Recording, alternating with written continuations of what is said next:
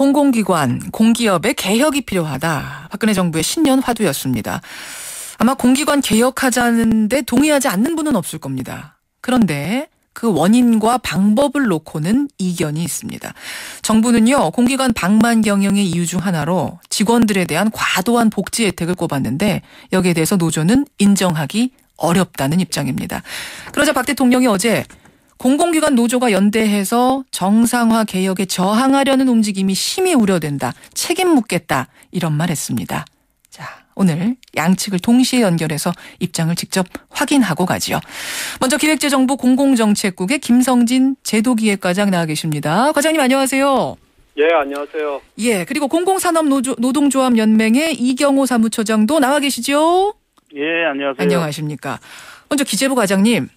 네. 예, 지금 38개 공공기관들이 자체 정상화 방안을 기재부에 제출한 상황이죠? 네, 그렇습니다. 예. 그 원인을 보면은 직원들의 과도한 복지 혜택이 주요한 문제점으로 지적이 된 건가요? 방만 경영 정상화는 두 가지 관점에서 이루어집니다. 예. 하나는 그동안에 과도하게 늘어난 부채를 줄여서 경영을 정상화하는 것이 하나고요. 예, 예. 또 두 번째는 국민들의 시각에서 보았을 때 과도한 복지를 조정하거나 비정상적인 관행을 없애는 겁니다. 예. 과도한 복지 혜택을 조정한다. 과도한 네. 복지 혜택이라면 예를 들어서 어떤 것들이 문제점으로 지적됐나요? 언론을 통해서 나와서 아시겠지만 직장을 정년퇴직했을 때 요구가 있으면 자녀를 특별 채용해야 한다든지 일반 사망 시에도 자녀를 특별 채용하도록 한다든지 예. 또 기념일에 과도한 현금이나 상품권을 100만 원 이상 지급한다든지 예, 예. 이러한 것들이 대표적인 방만 경영 사례로 이야기가 많이 됐었습니다. 그런 것들을 정리하지 않으면 공공기관 개혁도 어렵다라는 이제 이런 계획을 이런 원인을 기재부에선 지금 계획을 삼으신 건데 공공노조에서는 어제 기자회견하셨어요. 정부가 제출받은 이 이행 계획은 획일적인 지침과 억압으로 만들어진 억지 대책이다. 공공노조의 사무처장님. 예. 어떤 측면에서 억지 대책이라고 보시는 겁니까? 저희들이 보기에는 이게 이제 아까 말씀하신 대로 공공기관의 이 부채 문제나 이런 것들이 이제 방만 경영 때문에 발생했다라는 데 대한 어떤 정부의 그런 인식의 문제 때문에 결국은 그 만들어진 대책도 좀 잘못됐다고 보는 잘못됐다고 보고 있는 겁니다. 우선 아시다시피 공공기관은 그 목적이나 그런 공공서비스 특성이나 공공경제에서 차지하는 그 비중이나 역할 이런 것들이 있어요. 근데 이런 게 무시됐고 더군다나 이제 부채 발생 원인이 각 기관마다 다 달라요.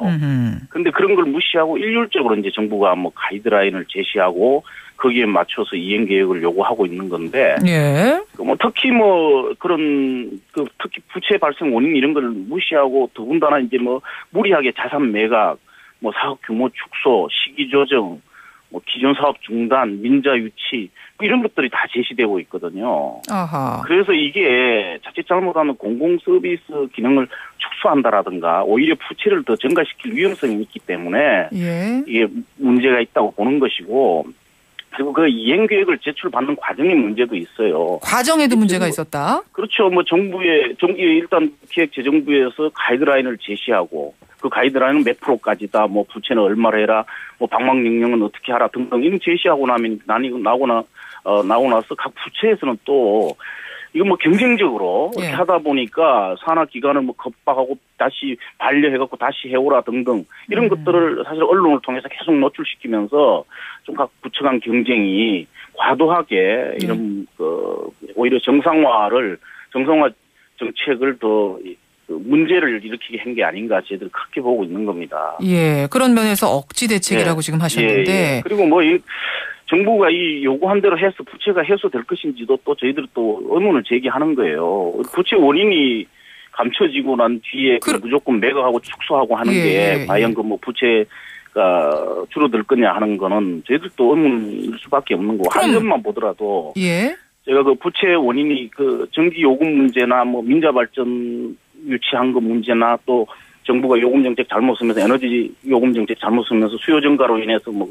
전력 구입 대금이 증가하면서 부채가 증가했다거나 또 전력 설비를 급속하게 확충하면서 발생했다는 이런 내용은 전혀 무시되어 있거든요. 그럼 오히려 지금 민자 유치하고 사업 규모 조정하고 시기 조정해버리면은 전기요금 문제는 더 심각해지고 그다음에 민자 즉 대기업이나 이런 데 들어가는 혜택은 더 커지는데 이게 과연 부채 해소 대책이라고 볼 수 있는지. 알겠습니다. 공공노조에서는 그러니까 지금 정부가 말하자면 원인을 헛다리 짚었다.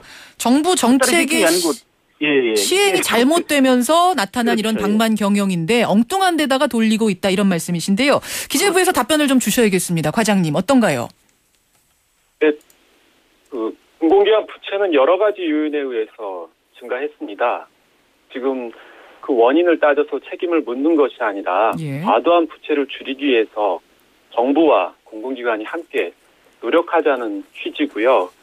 지금 말씀하신 대로 공공기관 부채가 늘어난 것은 한정 같은 경우는 요금 문제도 있고요.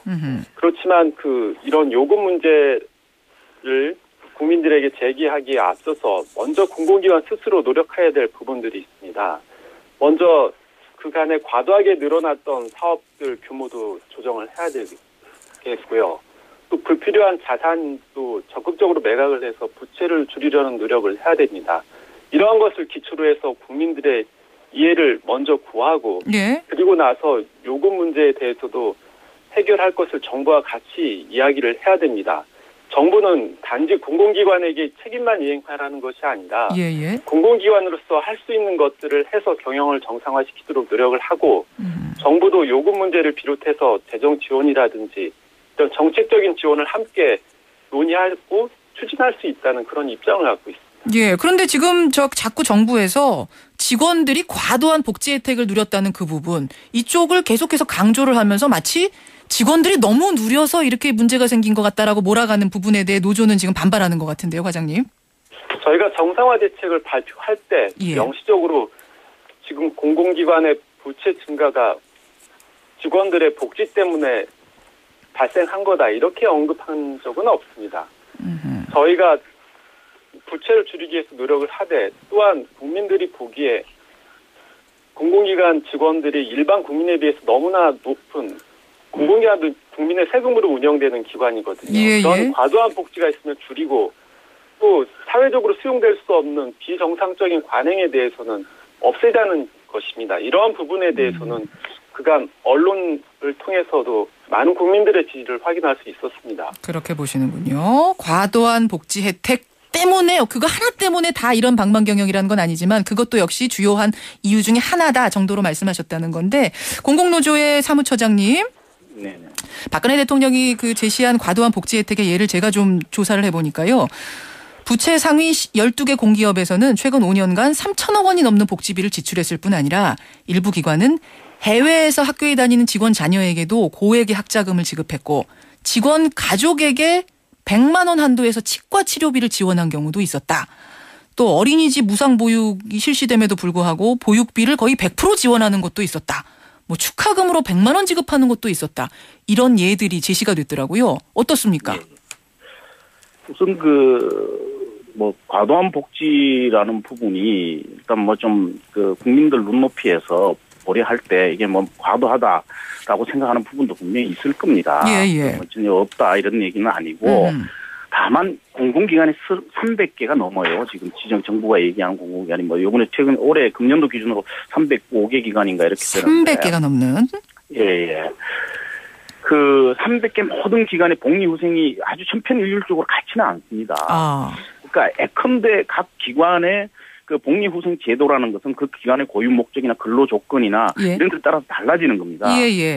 만약에 인천공항 같은 경우 이렇게 통행료가 비싸고 이럴 경우에는 교통비를 조금 더 줄 수 있는 부분이 있는 것이고, 그러니까 한전이나 이런 데 같은 경우에는 거의 대부분의 직원들이 24시간 교대 근무 체제를 하는 데는 오히려 가족과의 그런 유대를 강화함으로써 어떤 그 동기부여를 한다든가 이런 차원에서 만들어진 복리후생 제도도 있는 겁니다. 그러니까 복리후생 제도의 총량을 가지고 전체적으로 얘기를 해야지 그걸 제외하고 어떤 기업에 치과치료로 뭐 했다, 뭐 학자금을 줬다 이렇게 해가지고 재단하기는 좀 어렵지 않나. 천편일률적으로 재단해서는 안 된다라는 말씀이신데. 그렇습니다. 왜냐하면은 말씀드린 대로 복리후생의 총량을 안 보고 과도하고 하다라고 한다면은 예. 그건 맞출 필요가 있죠. 저희들이 또 예. 만약에 공무원들이 누리는 36개 재수당이라든가 뭐 이런 부분들을 다 누린다면은 저도 충분히 가능하죠. 기재부 과장님, 천편일률적으로 놓고 얘기해서는 안 된다. 어떻게 생각하세요?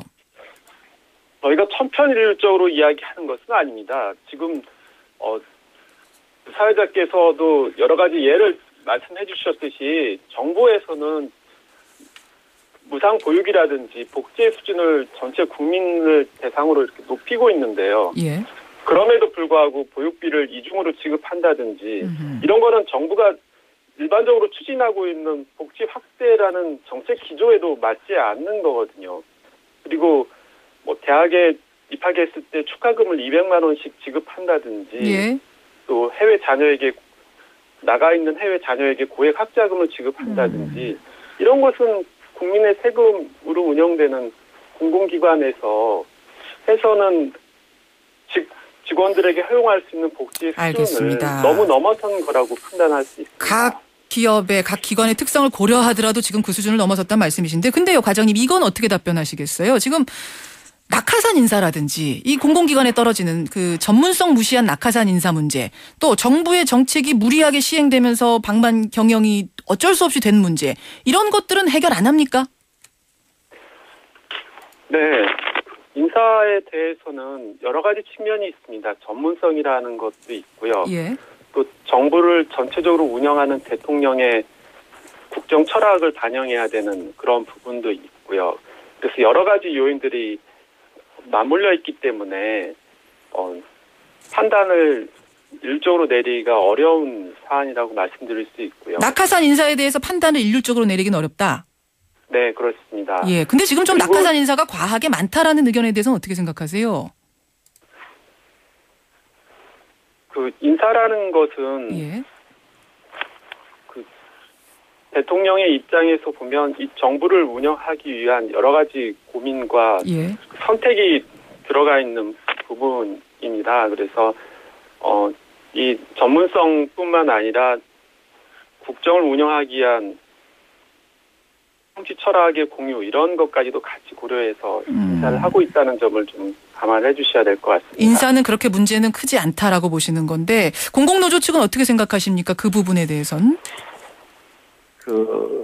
대개 이제 이 부채 문제가 발생했던 게 보면은 정부가 좀 이제 그 공약이라든가 기타 예. 정권의 인기 유지 차원에서 사업들을 공공기관에 떠넘긴 게 많이 있습니다. 뭐 주택 사업도 그렇고 사대강 사업도 그랬고 뭐 해외 그 유전 개발이나 이런 그 해외 그 자원 개발 같은 경우도 마찬가지입니다. 그런데 그런 부분들을 수행하는 과정이 예. 만약에 이제 전문가 입장이나 그러니까 이 경영인이 전문적인 그런 능력이 있고 지식이 있고 그런 부분에 탁월한 탁월함이 있었다면은 예. 저는 그 정부가 이렇게 요구하고 강요하고 한다고 해서 그 부분을 무리하게 추진하지 않았다고 보거든요. 그런데 이제 그걸 추진하기 위해서 말하면 이제 정권에서 좀 뭐 낙하산이라는 표현이 좀 그렇습니다만은 그런 아까 말씀드린 정부의 어떤 철학에 동의하시는 분이 예. 와 있다면은 그냥 예. 적극적으로 수행하시는 거죠. 과거 5년 전 정부 때 일어났던 여러 가지 일들을 보면은 그게 아마 증명해 주지 않나 이렇게 보는 겁니다. 알겠습니다. 양쪽에서 의견이 지금 좀 엇갈리고 있는 건데, 근데 공공노조의 사무처장님, 네네. 아까 과도한 복지 혜택 문제에 있어서는 무슨 이면 합의도 있었다 이런 얘기까지 전해지면 사실 국민들이 좀 화난 부분이 있었거든요. 노조하고 사측이 이면 합의 같은 걸 진행하면서 과도하게 복지 혜택 줬다. 여기에 대해서 뭐라고 답변하시겠어요? 근데 이면 합의가 가능한 구조가 아니에요. 아니라고요? 예, 그렇습니다. 그게 이면 합의라는 게 존재할 수가 없는 것이고 모든 합의는 그 노사 간에 합의된 사항은 다 공개됩니다. 이면 합의가 뭡니까? 이면 합의라는 게 아무도 모르는 게 이면 합의죠. 그러면은 기재부의 과장님, 이면 네. 합의가 있다고 정부는 지적하지 않으셨나요? 예. 이면 합의라는 것이요. 단체 협약에서 명시적으로 규정하지 않고 예. 노사가 별도로 합의한다, 별도로 정한다라고 규정을 하고 그 이후에 다른 채널, 다른 방법을 통해서 노사가 합의를 하는 건데요. 그렇게 해서 과거에 보면 근로자에게 과도한 복지 혜택을 준 사례들이 많이 있었습니다. 지난 알겠습니다. 이명박 정부에서도 그런 것들이 좀 지적이 됐었던 것들이 있고요. 지금도 진행이 되고 있으리라고 보고 있고 저희가 1월까지 그 자진 신고를 안료를 통해서 받았습니다. 그리고 그 사항이 과연 별도 합의 사항이라고 신고한 내용들이 이면 합의에 해당하는지 여부에 대해서는 저희가 조사를 알겠습니다. 점검을 할 예정에 있습니다. 지금 이제 양쪽의 의견이 이렇게 엇갈리는 건데요. 원인에 대한 이야기, 대책에 대한 부분도 양쪽이 다 엇갈립니다. 어떻게 이게 진행이 될지 국민들도 좀 관심을 가지고 봐야 될 것 같습니다. 공공노조 사무처장님. 네네. 예, 오늘 말씀 고맙습니다. 예, 감사합니다. 예, 기재부의 과장님도 고맙습니다. 감사합니다. 예, 양쪽 의견 드려봤습니다.